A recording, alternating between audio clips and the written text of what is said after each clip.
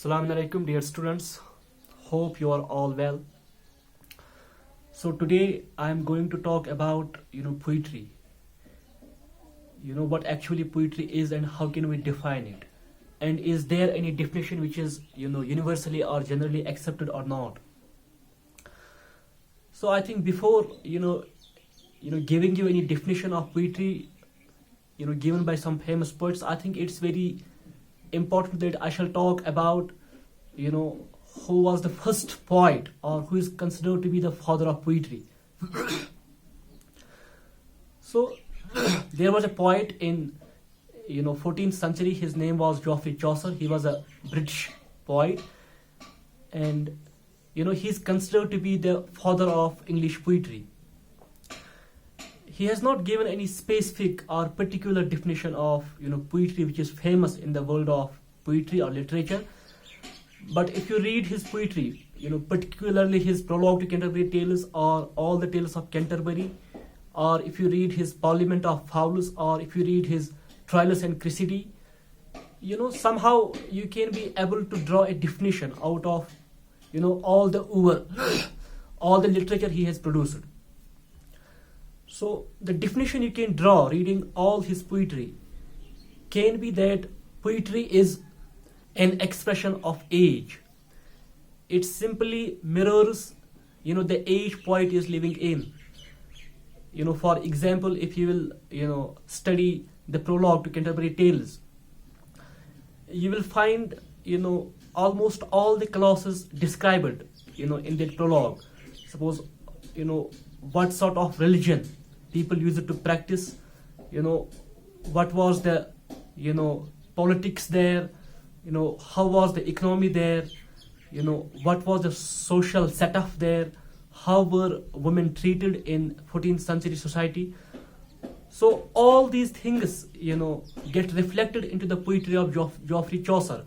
So we can conclude therefore that poetry is the expression and reflection of an age. Whatever age poet lives, he tries to express all the good things and bad things as well of that age into his poetry. So to simplify matters, the first definition which we can give to this great concept poetry is that poetry is an expression, a reflection of an age, right? There are controversies as well. There is criticism to this definition as well, because there are so many schools of poetry. Suppose classical school is there, neoclassical school is there, romantic school of poetry is there, and the modernist school of poetry is there, so on and so forth. So every poet gives a definition of poetry according to the school he or she belongs to. Suppose romantic poet belonging to the romantic poetry is a school of poetry. He or she can define poetry as per the parameters, as per the rules and regulations of that school of poetry he or she is belonging to. But as a father of poetry, Geoffrey Chaucer, how he defines poetry? He defines poetry that it is simply the mirror of one's age he or she is living. So moving forward, how can we be able to deal with this concept of poetry? Because one definition is often criticized by the another poet giving another definition to the poetry, right? Suppose there is a famous poet. His name is Dr. Johnson. When he was asked to define poetry, my dear students, how he defined poetry? He defined poetry as a metrical composition, the rhythmic composition. He gave the definition of poetry as it is a literature, poetry is a literature which is written in metrical or rhythmic composition. There are so many poetic devices, which a poet utilizes in his poetry, which make it, sort of musical, because, poetry can be sung as well. Because there is rhyme, there is rhythm, there is alliteration, there is consonance, there is assonance. So it has that power that it can be sung, right? So, the language of poetry. So it's metrical, it is rhythmic, right? it has the tune, it's very tunic. So, talking about this definition, it's a metrical composition. This definition applies to the language of poetry, right? Not to the content of poetry. To facilitate our job, we must divide poetry into two, components of which it is made up of. The first is, the language of poetry. What actually is the language of poetry, right? And what is its content? What actually is the message, is the mission, is the intention of a poet which he wants to impart to his readers who are reading him, right? So talking about, first of all, talking about the language of poetry, Dr. Johnson said that, it is a metrical composition, means the language of poetry is totally different from the language of prose, because there are so many poetic devices which a poet uses into his poem, and which, differentiate it, which distinguish it, which separate it, from the language of prose. Because in prose you will not find rhyme, you will not find, rhythm. Maybe you will find alliteration. There are some, common poetic devices which are used in both, the literary genres, poetry as well as in, prose. So this definition that it is a metrical composition applies to the language part of poetry. And not only that it is a metrical composition, the language of poetry, it differs from the language of prose, in another sense as well. The language of poetry is very compressed, very, very condensed. Poet does not use, so many pages, in writing poetry. The poem may consist of 2 pages or 3 pages or maybe 4 pages, but it may not go beyond, that limit. So poet tries to, talk much in few words, right? So, their style is aphoristic style. They use only few words, but those few words, contain so much sense that even books can be written on a single poem, even if that poem consists of only 14 or 15 lines, right? Suppose there is a famous poem, written by Ezra Pound. The name of the poem is, In a Station of the Metro. And what the interesting thing about that poem is? The poem is only of 14 words. There are only 14 words in the poem. And it is so beautiful, so interesting that, it's masterpiece in the world of, poetry, in the world of literature. Nothing has been written since this poem which can equal, this poem, which can surpass this poem. It's all amazing. So this compression and condense and, this compression of, language, is a feature of poetry which distinguishes it from the language of prose. There is a famous poet, his name is, Thomas Gray, and he has once spoken that the language of the age is never the language of poetry. Why? Because, these poets, they, sometimes violate the norms of language, the, current language, right? So they somehow distort and contort, this language so that it can, suit their thought, because their thoughts are all the time grave, right? What's poetry all about? It's all about thought. First there is an emotion, then there is a thought, and then, this thought and this emotion is expressed into poetry, right? That's why Aristotle once, said that poetry is more important. It's more phenomenal than, history or philosophy. It is more important than, history in a way that, history all the time deals with particular things, and, philosophy all the time deals with general things, too much general things, right? Suppose the concepts of God, the concepts of beginning of the universe and the role of man. But according to Aristotle or according to Philip Sidney, what this, poetry does, it combines both these things, general and particular, right? Poetry can lead you from general to particular and from particular to general.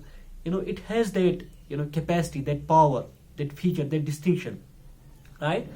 So this compression of language, is really what makes poetry great, right? Suppose there is a one line, famous line from the poem "Shall I Compare Thee to Summer's Day," written by William Shakespeare, the greatest poet of the English literature. He was dramatist, by the way, as well. So he said, "So long as men can breathe or eyes can see, so long lives this, and this gives life to thee." This couplet is so famous, in the world of literature, that it has changed even the definitions of poetry. Nowadays, poetry is considered to be the immortalized version of life.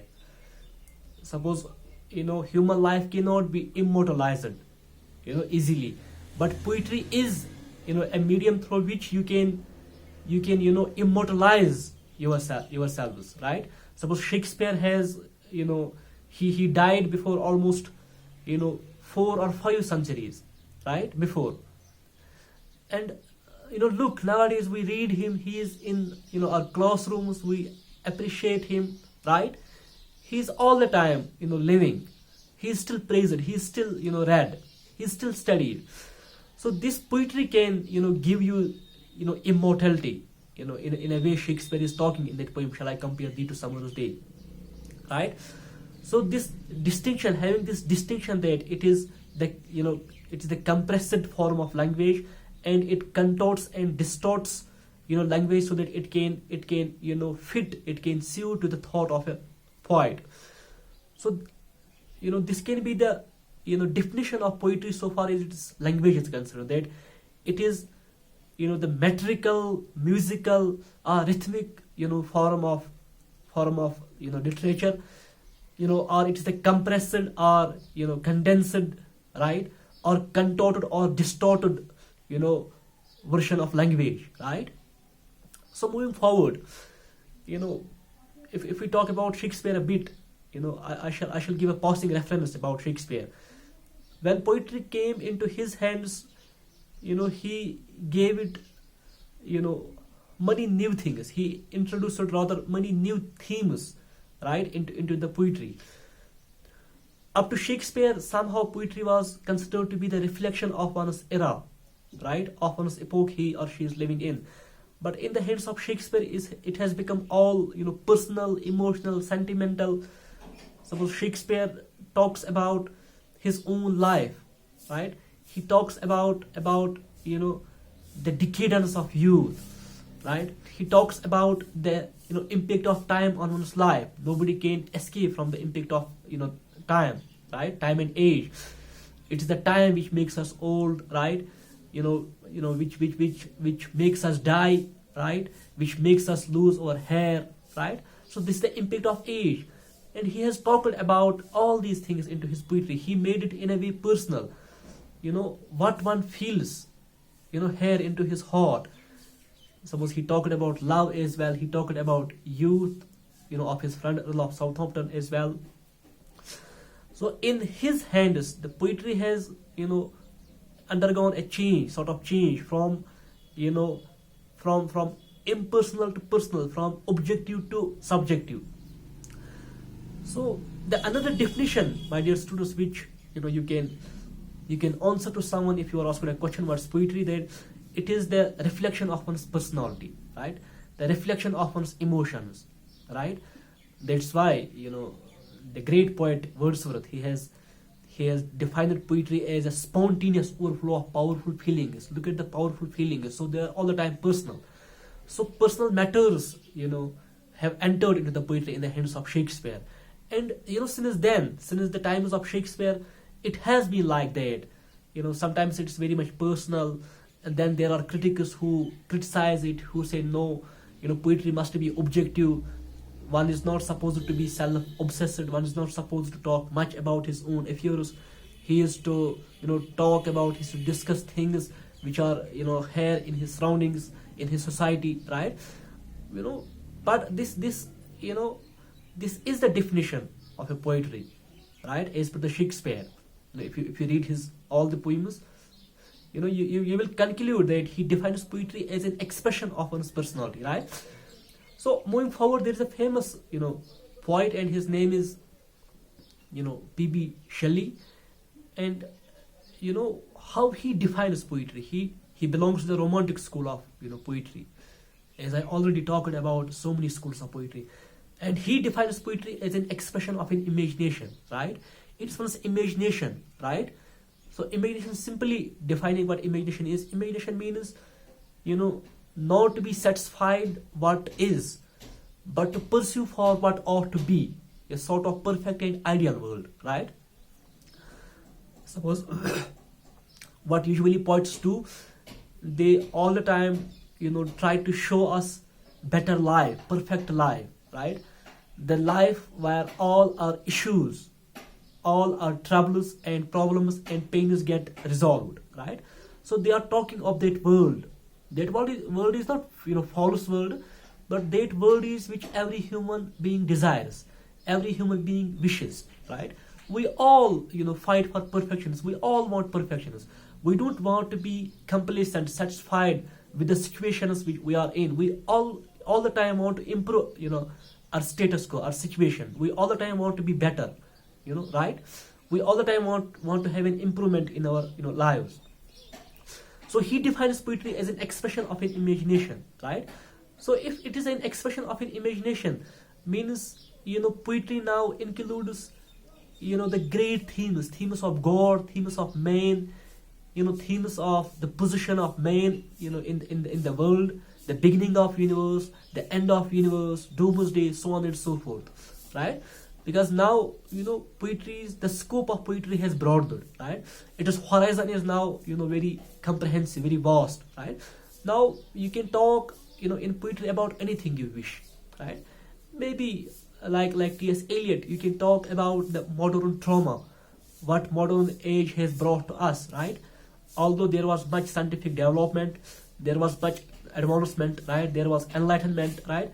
But these all things have contributed positively and negatively as well to our lives, right? You have to look at both the sides of this development and advancement, positive as well as negative. Although it has made our life comfortable, but it has brought so many new issues, evils in our lives. It has degenerated somehow, spoiled the morality, the concept of morality in human beings, right? We have now become very much materialistic, and we are now obsessed with this amazing huge amount of money all the time, right? So my dear students, what you have to remember about the definitions of poetry, that there is no particular annotation, interpretation, definition of poetry. There are as many definitions of poetry available in the world of literature as there are poets, right? And no one's definition till now has achieved that universal acceptance, right? For someone it is personal expression of personality, for someone it is expression of one's age, right? For someone else it may be the craftsmanship, the skill, right? Like classical writers, they believe that poetry is all about skill. You don't have to be poet by birth, you have to learn the skill of writing poetry, right? So as for them it is all about rules and regulations, right? The skills you have to learn it by hook and crook if you want to be a poet, right? But maybe for some other poets it's a spontaneous overflow, it's all natural, right? As John Keats rightly said, that poetry should come to the poet as leaves come to the tree, as leaves naturally come to the tree, right? Leaves grow on the branches of tree. Similarly, this poetry should grow into one's heart, into one's mind. All have being all natural and spontaneous. There must be no mechanical and manual hand into it, right? But maybe for some other poets that's not possible. So to conclude my this short introduction about poetry for my students, I shall take you a leave with the famous definition, another famous definition given by Wordsworth about poetry. He said poetry is actually the breath and spirit of all knowledge, right? As I talked about history and philosophy, it is better than them. So he said it's the breath and spirit of all knowledge. So in the next upcoming video, I shall be talking about Mahjur, I shall be talking about his times he lived in. I shall be talking about, prayer, right? So thank you very much. Hope you have got small comprehension and understanding of what actually poetry is. Thank you very much.